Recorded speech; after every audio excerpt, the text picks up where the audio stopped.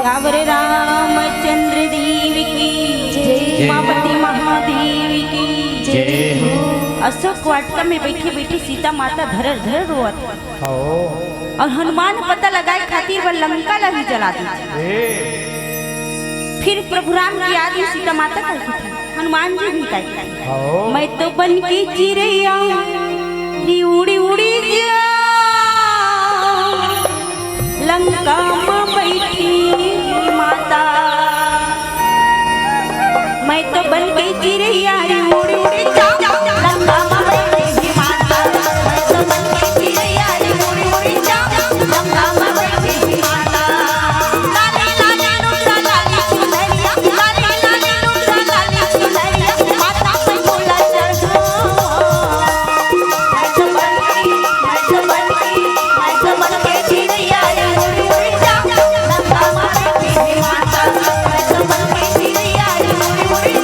लंका में